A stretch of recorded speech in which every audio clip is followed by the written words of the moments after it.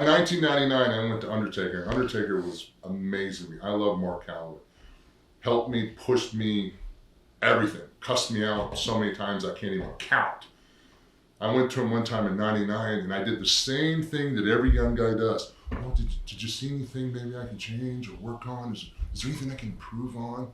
You know, I just wanted to pat me on the back and say, no kid, you're doing great. Because that's what your mentality is. Taker looked at me and goes, yeah, I got some advice. I think you should take 2 weeks off and quit the business. And he walked off.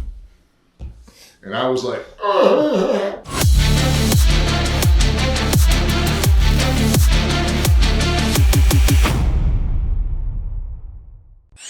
Hey, let me take 1 second here to let you guys know that my products, the Titan Crew, are available over at Walmart. You got the pump product, get that focus on the workout, the test booster, bump it naturally, and then the joint support. You gotta keep the joints healthy, that way you can train for a lifetime.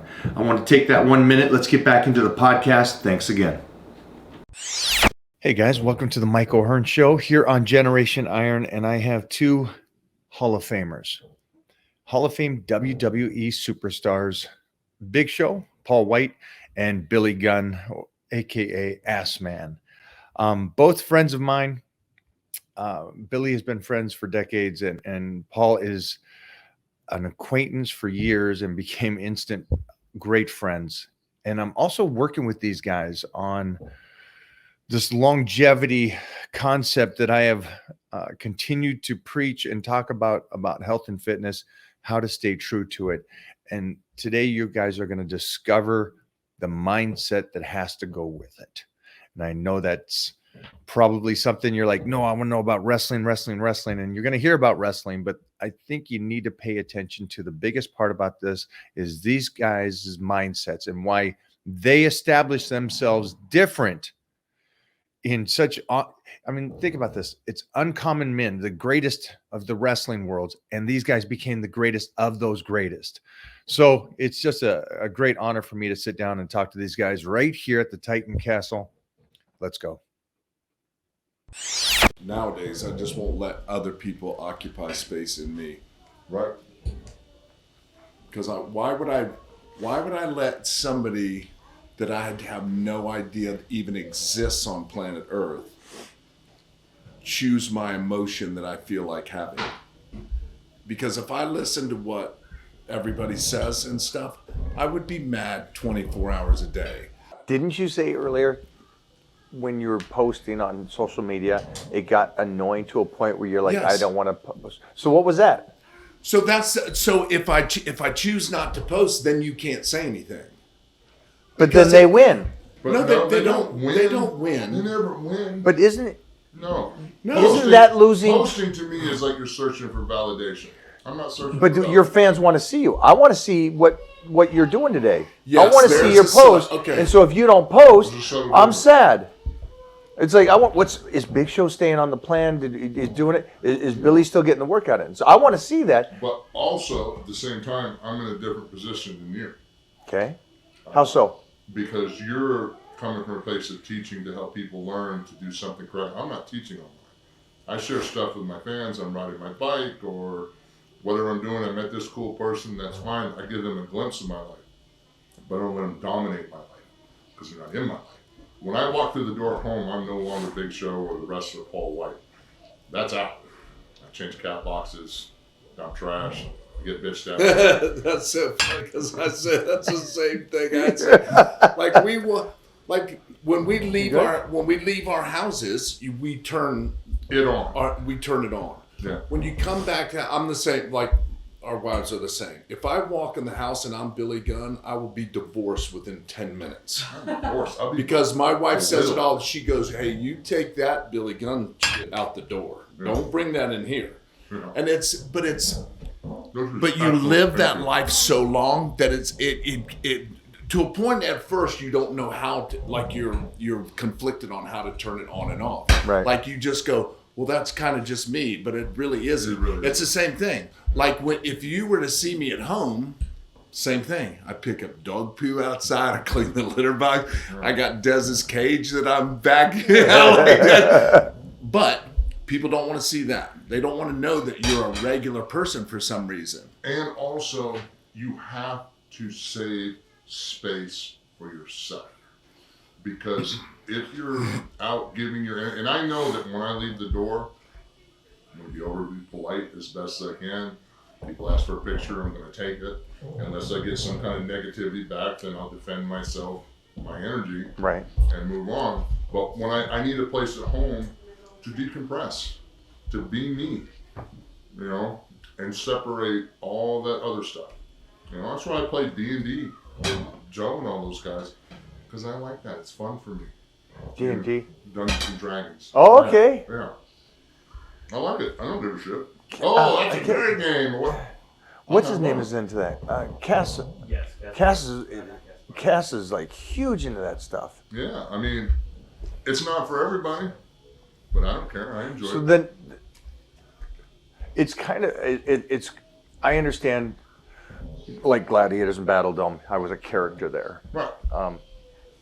But how I teach and stuff like that is the same person who as I'm at home. But if that goes back to exactly what he just said, is you are teaching and trying to give other people knowledge that you know. We do that, but in a controlled setting, because that would be my night classes, Mondays and Thursdays. Mine are very controlled. I'm not trying to teach the guy out next door neighbor how to wrestle because he doesn't want to, and nor does he care, right? Well, so how would you be able to do this then and step away from it? How would you tell the kids out there when you're doing the training or teaching, or you want to put out that kind of information? Well, I do not want to, though. But for them, how would you help them? How would you help the kids? How would we help them if we were you? No, how would you help them by giving them information? Because everybody gets bullied online. Everybody's been getting bullied since the dawn of time. Yeah. But how do these guys, the new age people, deal with that?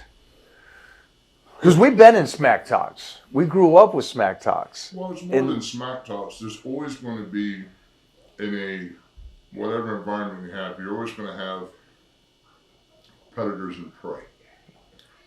Unfortunately, that's the way it works. Would it be nice if everything was equal? Of course not. And you're going to have some people that will, because of their own insecurities, because most of the time they worry about the bully. I mean, they worry about the person being bullied, but most of the time the guy that needs the help is the guy doing the bullying, or the gal doing the bullying. They need that because they're the ones. Why would you purposely attack someone that you perceive as weaker than you or different than you? Why would you purposely attack them? What does that do for you to make you feel better? There's something wrong with you, broken as a human. It's a sociopathic behavior, I think. But I'm not a doctor, so. I'm sorry about doing that to you, Billy. With that being said, then, jump into new age wrestling, leash off to old school wrestling. I think it's just different. You know, there's always a changing of the guard.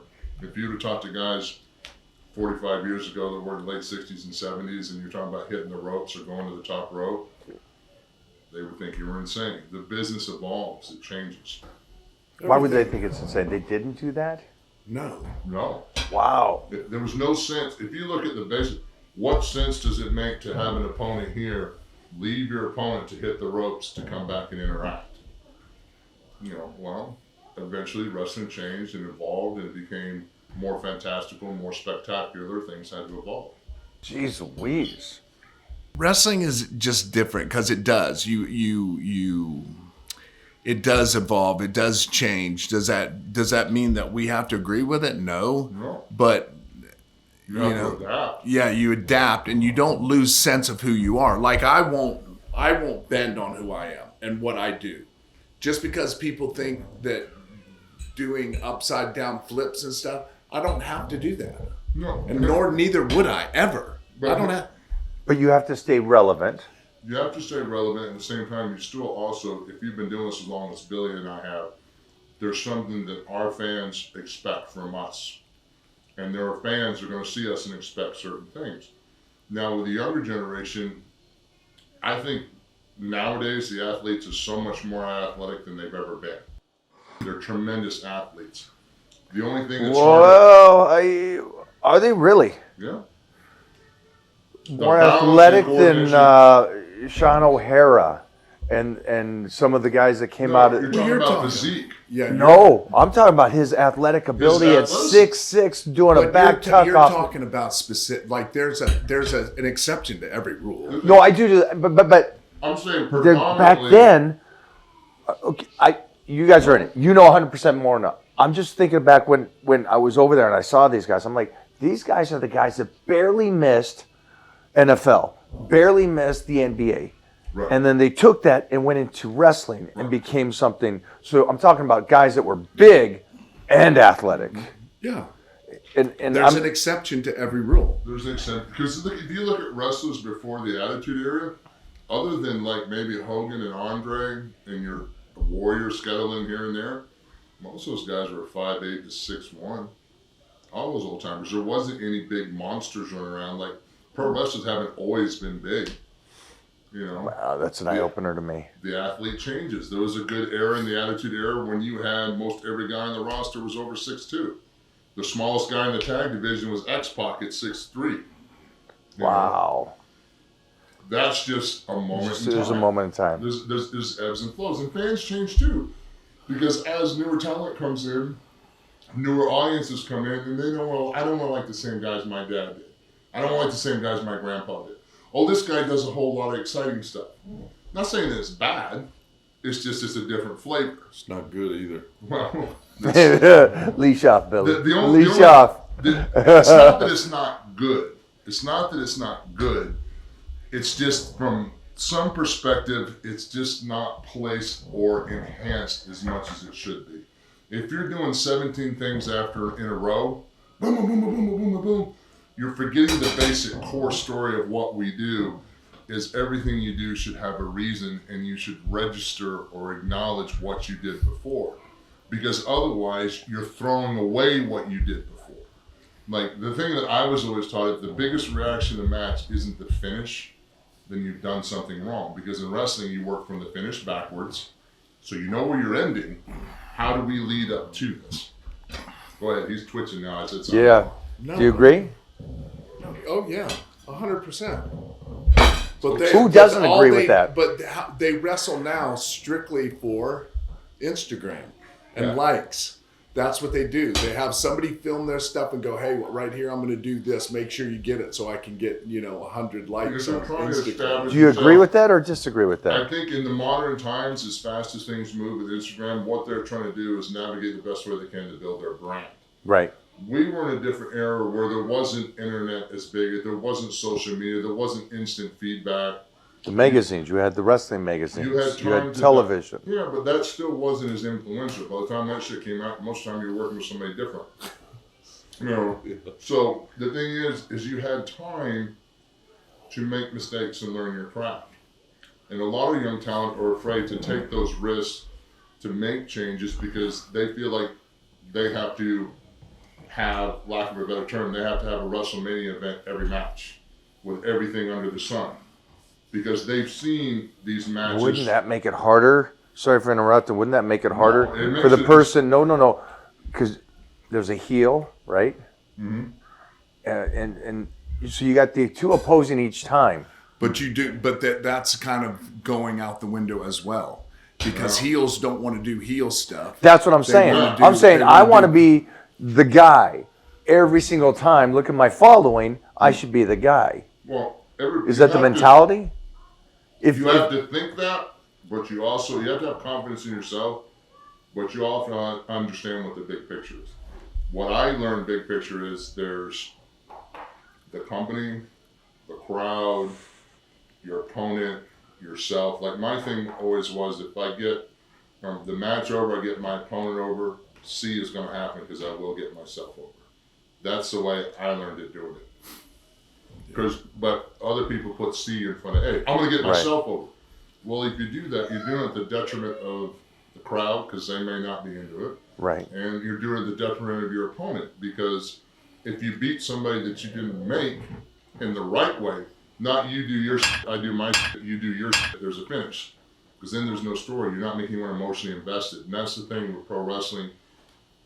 because some of the younger generation goes so fast, people are excited, but they're not emotionally invested by it. They're not going to really remember who you are as an impact. Oh, that guy, he did some great stuff. Not that that's bad, Right. but there will come a time when you get older where you can't rely on that. So you're going to either have to learn to get people emotionally invested or change your style. If you want to have a great career for 3, 4, 5 years, go nuts. Be one of a kind. You know, if you want to be in the business 20, 25 years, 30 years and make a whole ton of money, then, you know. So how have you guys done that then?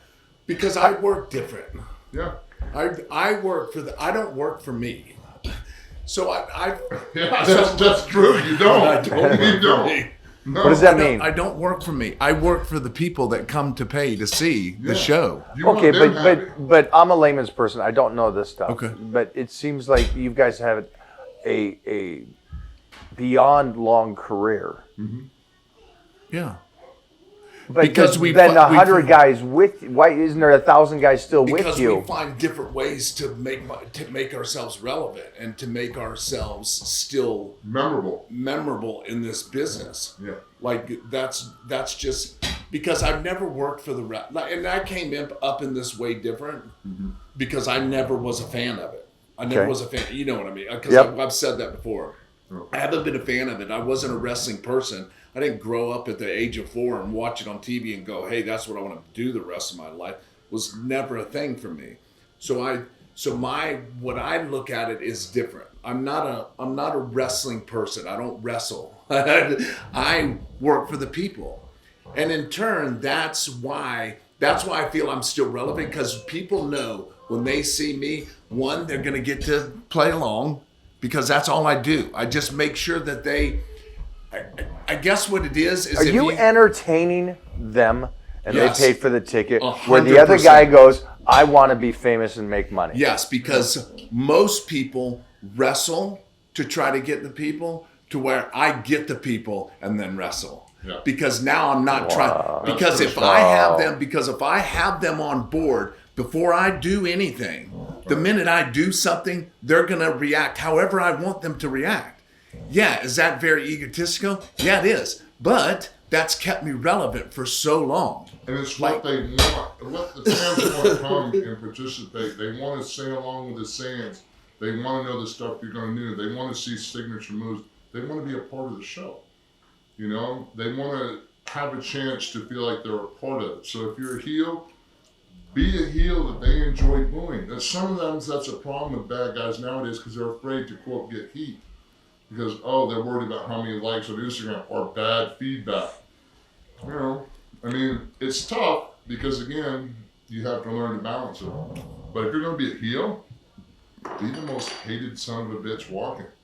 When I was a heel and they would throw shit at me, I was doing my job.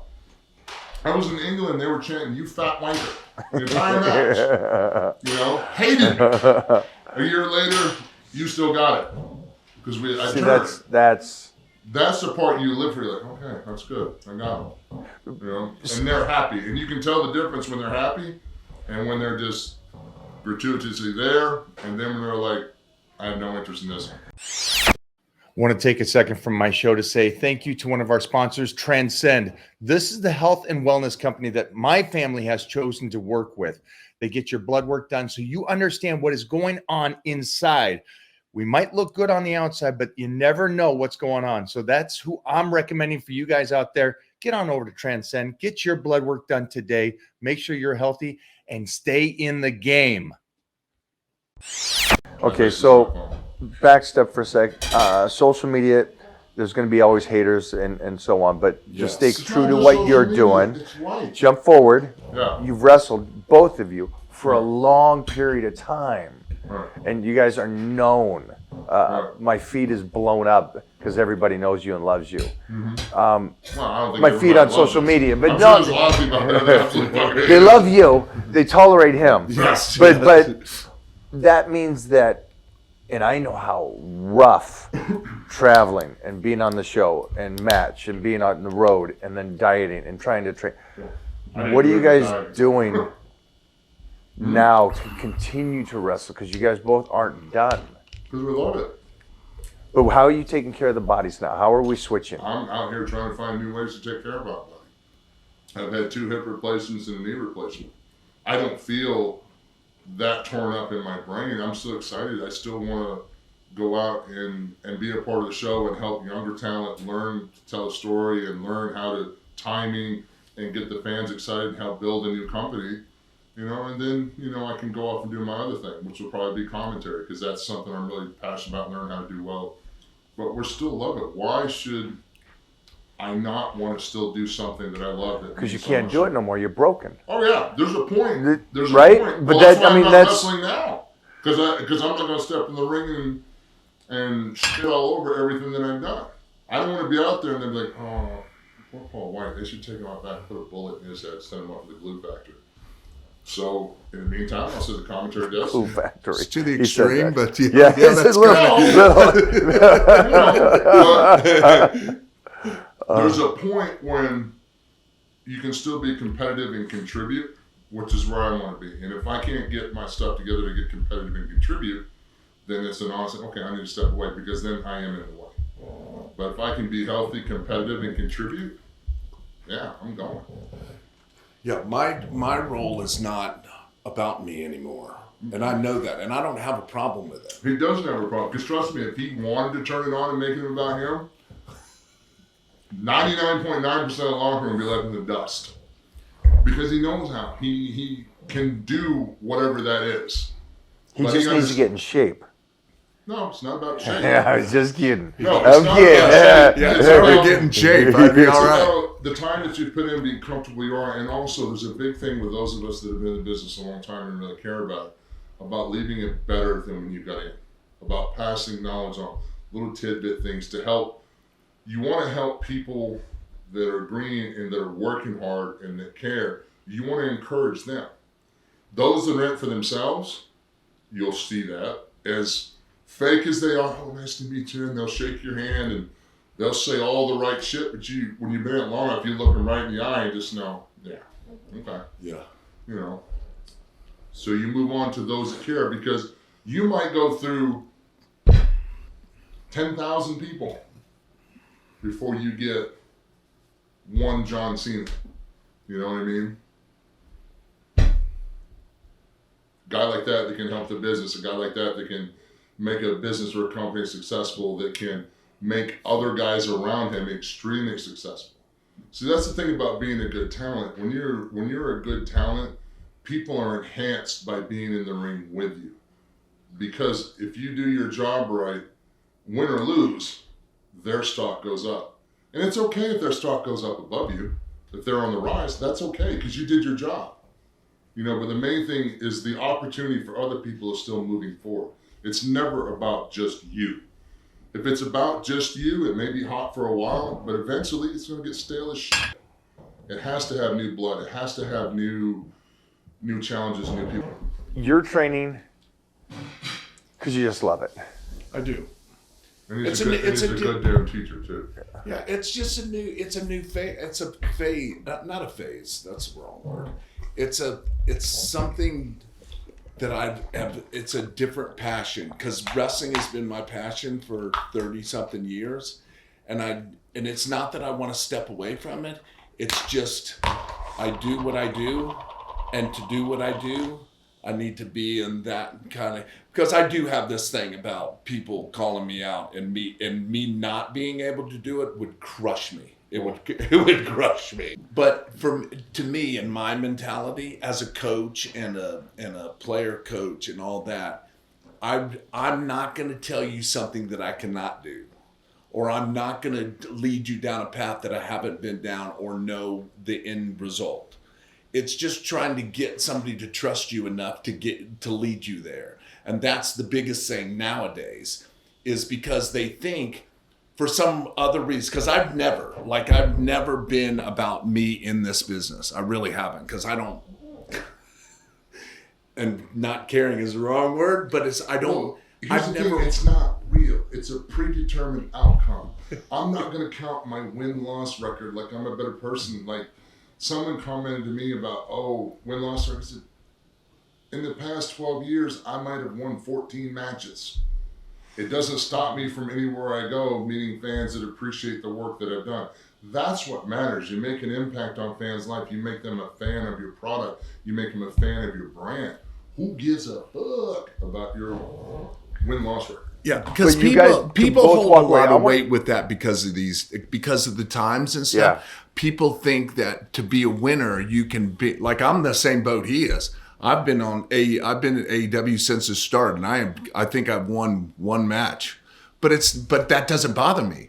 What bothers me is the body of work to get to where you're at. Like that's always been me. Like I want the best for here because I don't really care how the finish goes, because I can lose from now until my career is over and people are still going to love me no matter what. Same with me. Because they know when they see you, one, it's going to be good. Two, it's going to be fun and we get to interact. Who cares? But as long as the rest of what you're doing, that the only time I get upset is when this isn't good. Yeah. When that isn't good, When the whole match and everything yes, and when the everything production goes awry and people just go into business for themselves, Yeah. you get hammered. It's a very selfish mentality, and I think a lot of it too is there's, for the younger generation, it's tough because it's very hard to find really qualified opinions to learn from. You know, like there's tons of guys that have been in the business 15, 20 years and worked in several territories. But there's a difference between being in the business and being in a spot where you have drawn money, you've led a company, you've worked with top talent that have drawn money and led a company, you've worked worldwide, drawing money from South Africa to China, everywhere. There's a different mentality in how you work, there's a different way you approach to it. So sometimes people get poor information from people that they think should know better. And also, it sucks, and it's a tough position to be in, but sometimes you have to give people not necessarily a wonderful pat on the back to encourage them. You have to let them know you fucked up, lack of a better term, sorry for cursing. In 1999, I went to Undertaker. Undertaker was amazing. I love Mark Calloway. Helped me, pushed me, everything. Cussed me out so many times I can't even count. I went to him one time in 99 and I did the same thing that every young guy does. Oh, did you see anything maybe I can change or work on? Is there anything I can improve on? You know, I just wanted to pat me on the back and say, no kid, you're doing great. Because that's what your mentality is. Taker looked at me and goes, yeah, I got some advice. I think you should take 2 weeks off and quit the business. And he walked off. And I was like, ugh. But it clicked in my mind, stop seeking approval. Stop asking. Work hard, put your time in. Pay attention to guys that you like or gals that you like, that you respect. You know, and if something feels disconnected, don't force it. Because sometimes on TV, we're under time constraints. Like I have I've had matches where I wrestled Sting in WWE. We were supposed to have a 12-minute match. Something got screwed. I had to put Sting over in 2 minutes because he was going to WrestleMania. And it happened. I didn't get anything. But it wasn't my job. My job at that time was to be a monster, Sting needed to slay because he was going on for the company for something bigger. Right. I didn't get paid any less. Right. Check didn't bounce. You know what I mean? Yeah. So the rest of it is just ego. You know? So you said something earlier to me that struck me. You both get these little nuggets. The guys that do complain at you. Nugget, do you think of Owen Hart? Yeah. You give these, you're living your lives that you love, regardless of what age you're at. Grateful. You're going to keep doing it, and you're going to keep doing it because you love it. Right. Yeah. You're going to take care of your health because, again, you want to do this, and so you're not calling it in or phoning it in. You're like, Well, you have respect for it enough that if you have to get to a position where you're phoning it in, then it's time to hang up your boots out of respect. And so many find something don't. else. So many don't, though. So many don't because, again, I think personally, and everybody's different, but from my standpoint, if I was doing it and phoning it in, then that'd be coming from a place of ego. I want the adulation from the fans. I want the cheering down the ramp. Then I'm going to get in the ring and I'm going to debase the hard work that I've done for so many years. And that was, I was talking about, oh, poor Paul White. They should put a bullet in him. He looks kind of bad. Like, well, you know, I know I'm in a rebuilding stage now, and I know I'm horrible. You know, I hate going through the airports and, you know, I'm rebuilding, but I walk around like, you know, I'm about to die. I'm not, but I've got stuff I'm trying to fix. Kills me inside. That's why I'm not in the ring doing anything now until I get my stuff together. And I know you're sick as I am when it comes to health and fitness and diet. Yeah. And you guys said a couple things. You said you love what you do, so it doesn't matter if somebody comes on your page and talks smack, because it's like, hey, you should retire. You should be done now. Stop it. It's this guy again. Who the F for you to tell me I should but doing what I so love? it does, like, the reason I get upset with that, or if I get, and that it's not that I don't hang on to it. Okay. But the reason I get upset is because they don't know me. They don't know the value that he has just by just again because. Well, what's step out of yourselves and go? What's the mindset? Because guys always say that. Oh, dude, stop doing photo shoots. Stop doing this stuff. And it's like, I just finished 2 movies playing a 38-year-old. Is that the one that you're doing that's taking 20 years to shoot? 25 years. Yes. 25 years. I started back in. How many productions have you gone Still, 100. But it's like, it's fun. It's like, I get to keep doing it. And then you get people just constantly, stop, give it up. But I don't. Because they're stopping you. What is stopping because you're rubbing it in their face because you've been doing that long. Yeah. That's why they're sick of seeing this guy. Oh, we're sick of seeing Mike O'Hearn on magazines. We're sick of Mike O'Hearn rowing 405. You know, all these things. They're sick of seeing it because they don't understand that for you put the work in. This makes you happy. But we all agree here. Can we, as a threesome, agree that it's not about giving up something that you love? You do what you love. You're not going to stop wrestling until you're like, There's I'm over nobody it. on this planet that can make me stop doing what I do because that's what I do. Not a single person, because this is what makes me happy. This is what my life is so good right now that there's nobody that's going to come into my world that I don't know, that I don't care about, that I don't even know you exist, that's going to change my mindset on anything. There's not one time I read something and go, you know what, maybe they're right. Not a one. If anything, it reinstills the fact to keep doing it and prove them wrong. Does it show you that you think different than the majority? That's so we have weird. You know what I mean? Because we are built different. Okay. Our mindsets are different. Like to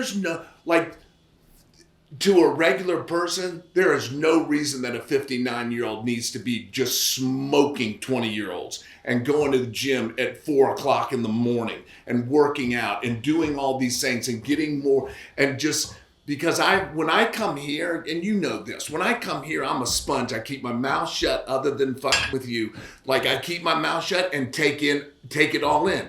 Because I take it all in because I know for a fact, 100%, that it's going to make me better. Right. I don't look at it and go, that's just not going to work for me. How do I know if I don't try it? I do everything. I do it all. I do everything that somebody that has credentials, like you're saying. I'm not putting you over because God knows this is hurting really bad right now. But why would I go? Like, it's because people have asked me this before. They go, well, why do you go to California? Why would you go there? I said, what would you like for me to do? Go outside and ask my next door neighbor what my new diet should be? They're going to get me to where I'm at? No, because they don't have the knowledge or they don't have the credentials behind them to do that. It's the same thing what we were just talking about wrestling. You can literally, and this ain't bragging, you can come to me and him and we can tell you anything that you want to know. And I'll take you, if you just hold my hand, I'll take you to the promised land. But they don't trust us. Not that they don't trust us because of what we've done. It's just not in them. They're not there. It's like, so I'm not going to do what you say right when I go out there and I can do a monkey flip off the top rope and get a response. Why you can't do that? Well, but I can, but I don't have to. I don't have to. But that's the point you made there. He said it's it a the lot mindset. more polite. Yeah. Yes. He says a lot more polite than my response when I get fed back with that. So, Yeah. what's the rating on this show? It's old enough And to do it. But and you that's guys, good. you guys And that, sucked we up haven't the even knowledge. gone there. Every time that I'm on, and that ain't brat. Every time I'm on TV, our ratings go through the roof. They just do, because people still they know what they're getting when they They get want to have us. fun. They want Yes. to be entertained. They want to have fun. Love you or hate you, you have to make them emotionally invested. If they don't love you enough to tune in or hate you enough to tune in, then you're doing nothing. You are doing nothing. Spinning Two your guys wheels. that are so successful in your craft, still love it, Yeah. still pushing to do it. Age is irrelevant. Mindset is an open sponge. Yeah. You both are like sponges. Have to And, be, and like yeah. I said, Shelton was here, same kind of thing. A sponge. You're talking about a D1 wrestler going on to wrestle. And it's like, there's a different mindset each time I sit down with someone at that kind of level. If it's a football player, UFC fighter, it's just I know I'm going to succeed, and I'm going to do everything I possibly can, and I'm going to stay open-minded about learning. Yeah. Well, if you're not open-minded about trying different things, and here's the thing too, some things won't work for you. It may work for someone else. You can try it, but if it doesn't feel right in your gut, it doesn't mean you have to poo-poo on it. You know what I mean? Maybe you're doing it wrong, or maybe you can't do it that way. But still keep an open mind to find another way to do it without taking an attitude of superiority because you're too insecure to admit that you don't know. So it's real easy to say, whatever, I'm not going to do that. Like, what did he ever do? How many matches he ever win? Or whatever, it's not it. There's time under fire, and there's Is time that the to do it. humility? It's Willing humility. to... It's funny with wrestling because you have to be confident and you have to be a star, but at the same time you also have to be humble enough to know that things are constantly moving and evolving, and you have to be receptive to it. Because if you get stuck, you're done. And you have to also know when there's time, like, he's doing a lot with the coaching and stuff. Like, he's an amazing coach. I'm a shit in-ring coach. I can do it, but it's really, I take 40 minutes to explain something. He'll take 30 seconds to explain. Like, you'll die of old age by the time, because I over-explain, but okay, where can I be a part of this business when I'm 65 years old? Okay, well, I can do commentary. I can have fun with that. Because when I do commentary, I am not getting myself over. And I've got a microphone for an hour on elevation. All I could do is talk about myself and I love talking about the other talent, trying to enhance them, trying to cover up sometimes mistakes are made, So I see a hole in it. So rather than the fans bagging on it, I'll try to lead them in a road to help that talent get over so it's not as glaring, And that's fun for me, and that's challenging because it's a hot seat, That's exciting, and that's what you want to keep. I think you want to do. You want to find something that you love doing, still stay a part of it, and keep your passion going. Because if you don't have a passion, if you're not moving, then what's the alternative? What's the alternative? Well, I just hear from both of you. It's not you guys aren't motivated. You guys are passionate. It's like I can't tell you to stop. No. So you say, "No, we're not going to train this week." I'd be like, "Okay, I'm going to train." I'm going to train. Yeah. It's like, I'm going to go. Yeah, to bed but and get my me rest. saying, but that doesn't deter you from you doing you. Right. Because just because I'm here, and if I were to say this, hey, I'm going to stay here. I'm not going to train. You're not going to do anything except walk out the door and go work out. Yeah. Like, me saying that is not going to do anything for you, right? It's not going to do anything to you other than see you after. you know what I mean? Because you can't control what I do. Hey, if you don't want to go to the gym, that's cool. That's on you. Right? It is on you. Yeah. Right? Hey, if you don't want to learn and be like a big star in the business, that's cool. Don't listen. You don't have to listen to me. Go ahead, do your own thing. Yeah. If you think that's right. Because it ain't working. What you're doing ain't working. But I'm more than happy to get you there. Just don't act like I'm a piece of shit. or listen to me and not really listen to me because you just think that They're that's the thing listening to do. and they Because respond with an answer. I promise you, I can see through you in a heartbeat, like you're transparent. Even people that come to the school for the first time, I can watch you walk in the ring and I go, hey, you just ain't got it. You ain't got it. Yeah, you can tell in 30, 40 seconds, you can tell most of the time. What do they say? It's just don't again. listen to respond. Listen to understand. Yeah. Yeah, that's a good one. Yeah. But you can see it when you've been doing something long enough, you know right away. Just being with you these past few days on certain things, I'm still seeing stuff that I never would have seen before from other people doing it. Like, I'm like, okay. But then again, I also take it with the attitude not to condemn them. I credit them for going to the gym. You're in the gym, you know, and maybe you're doing something different that I don't know about because I'm not an expert. So rather than shoot my, oh, you're doing that wrong, you know, like the bicep curls with Dougie. Why were you dropping the dumbbell on the floor? I'm like, what? That kind of takes the tension off it. Why is he doing that? Doesn't that make it easier? Like, what's he doing? And then, the reflex action and this. I was like, so there's a method to it. So then maybe stop taking the knowledge that I have and being quick to condemn. Maybe it's best to ask questions and find out and then take the answer. And then see if it works for me. I played with it. I tried it. It does make a difference.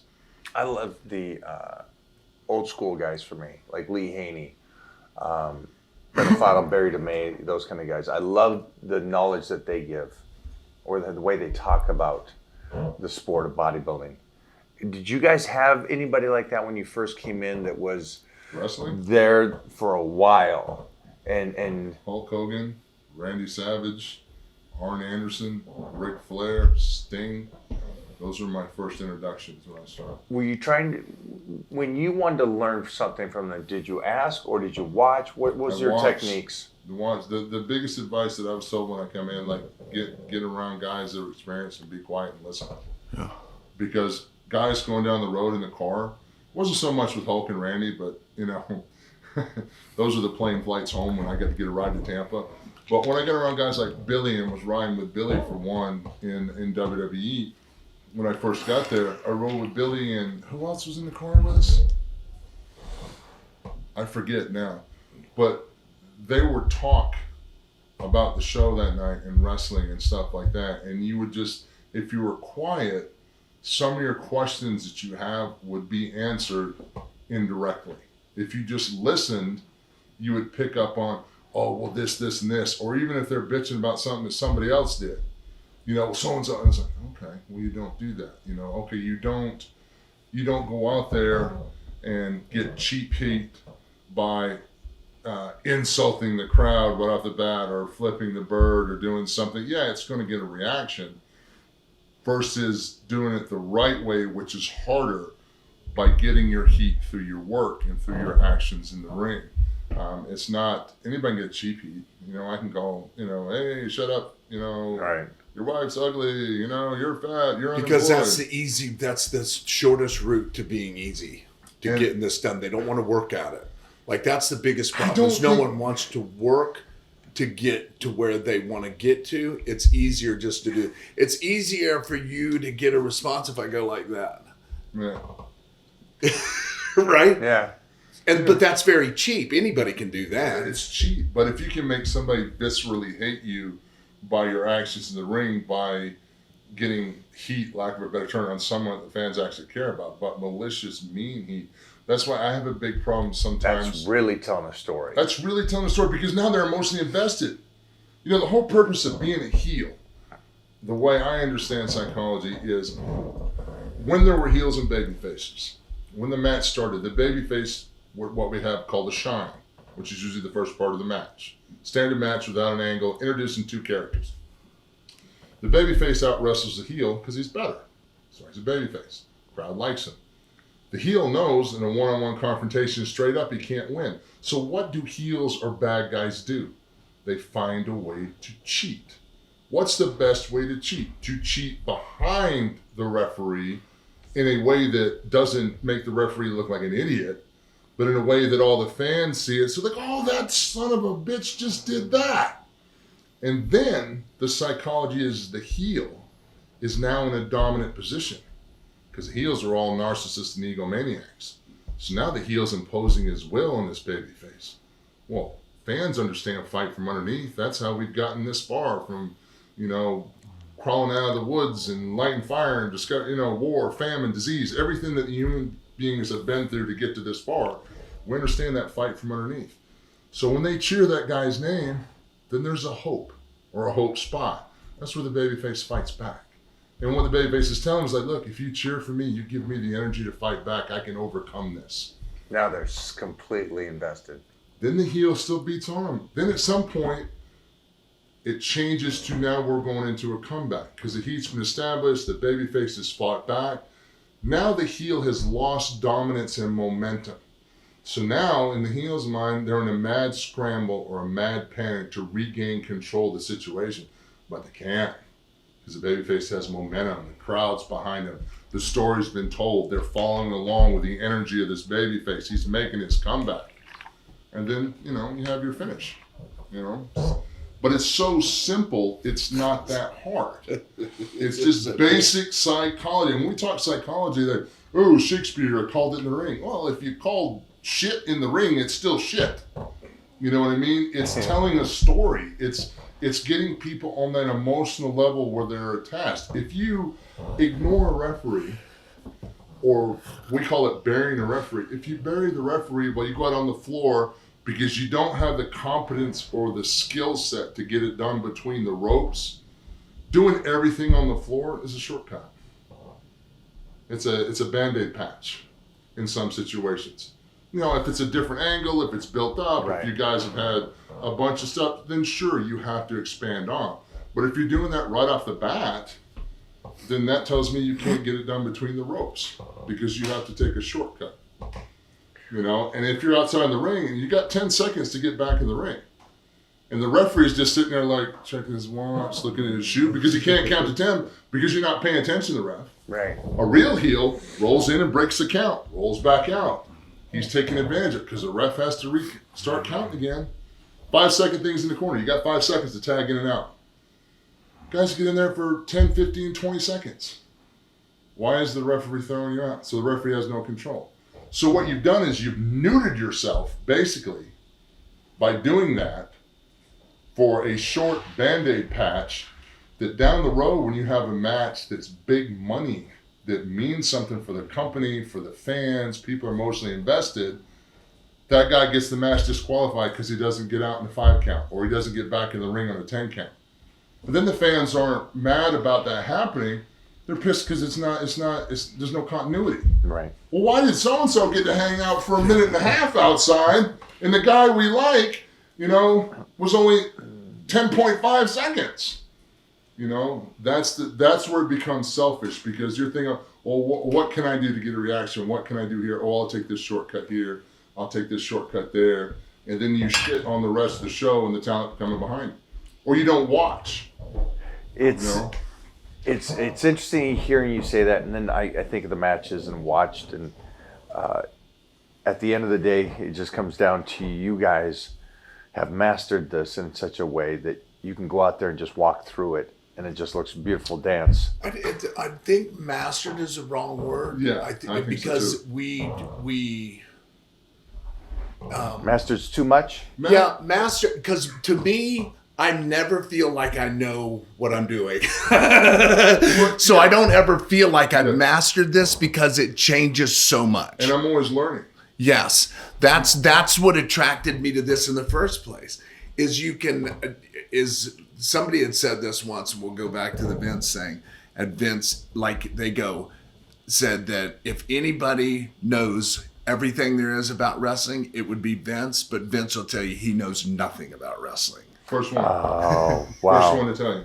Because it changes so much. Right. Yes, can we stay on top of it? Can yes, you give we a can. show? Yes, Do you we can. master it and be the best ever? No, that's not a thing. That's because it evolves. It gets hot and cold. I love that. And you have people that you don't know what they're going to buy into. Because one thing people don't want to hear is emotions. But that's the biggest thing in our business is an emotional attachment to characters. People go, why was the attitude here so good? Because everybody had storylines and everybody could feel something or relate to somebody that was on the card. So when you relate or you have an emotion, like I really like you don't know what that emotional connection is. But if I punch you in the mouth and everybody goes nuts and they don't even hang out with you, you've got an emotional connection with somebody. So that being said, that's why mine and Brian's dynamic was so good.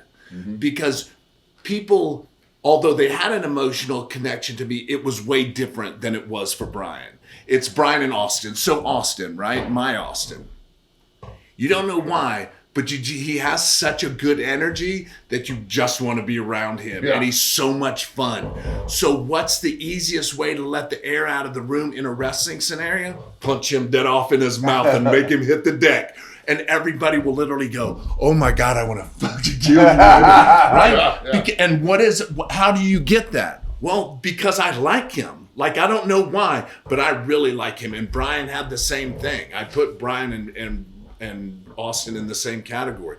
They're just like, although Austin and them are heels right now because he's so over the top and stuff, he takes a great ass whooping.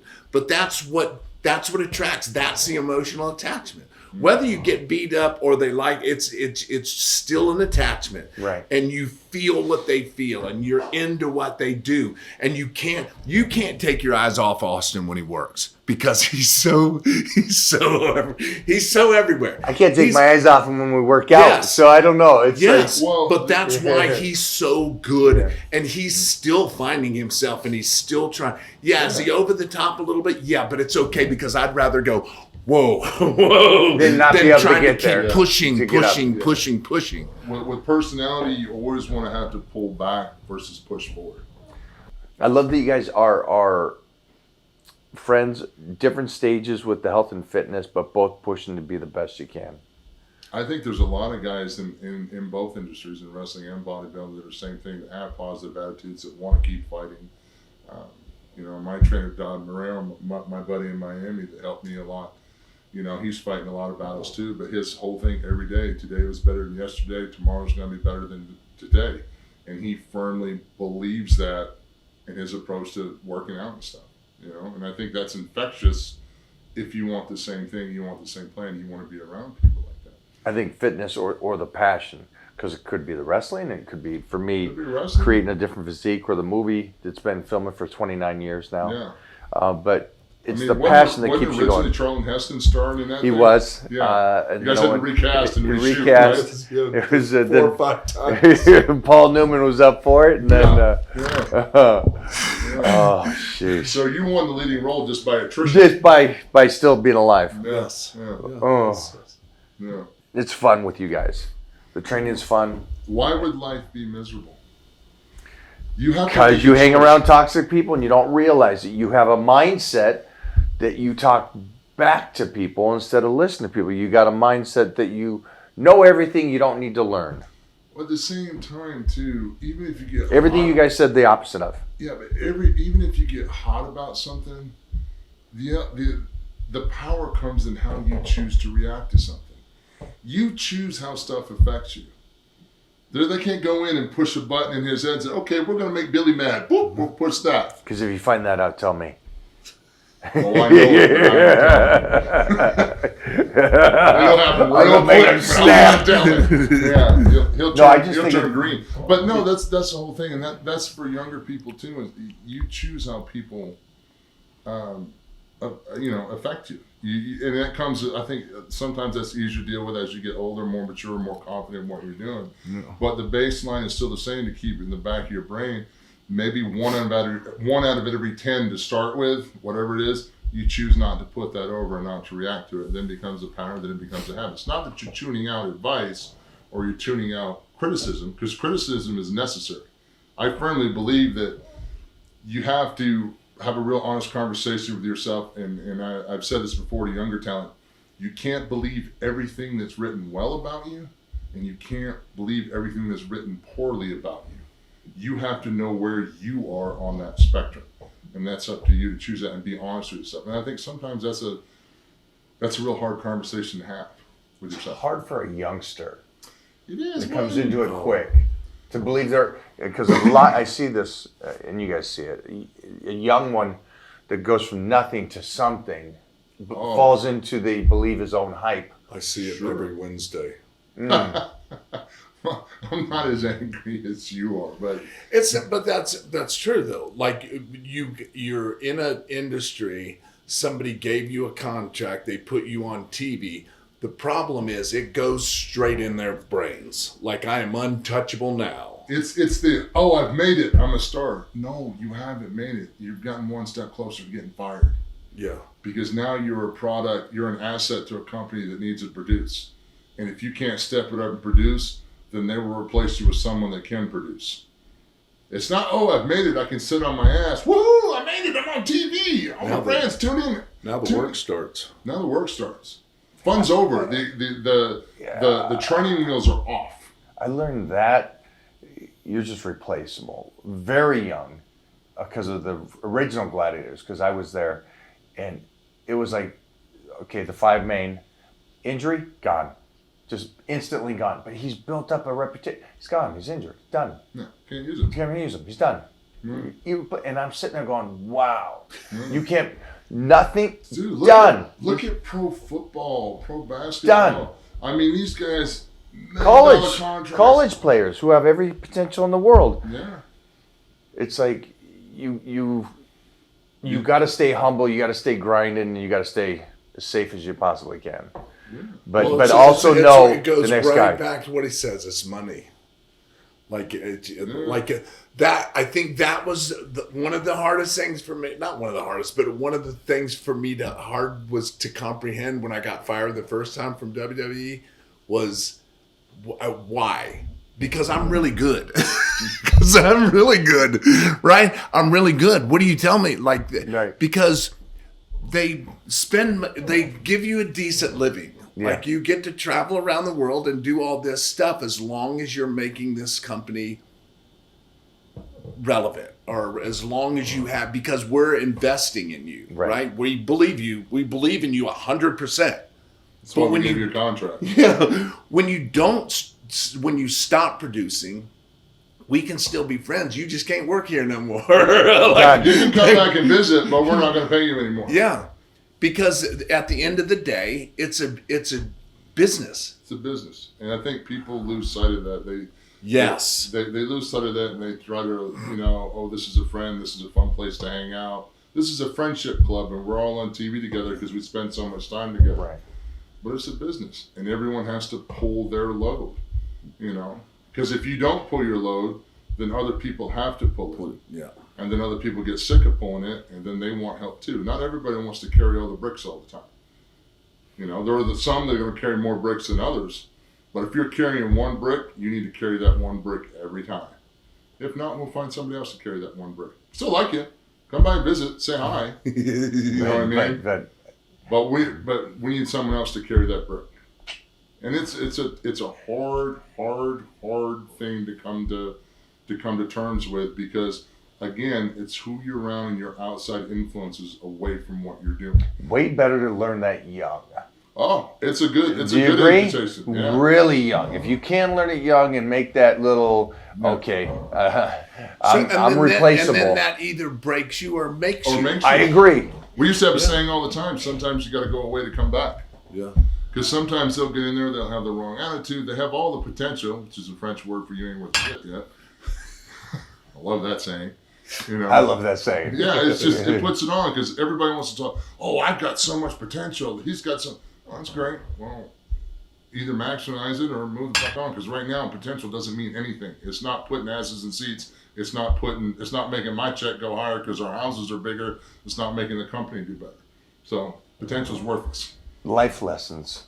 Yeah. You guys laid life lessons using wrestling. But sometimes people go away, they find themselves, and then they come back and they blow the friggin' roof off the joint. They're a completely different talent. Yeah. They have a completely different attitude.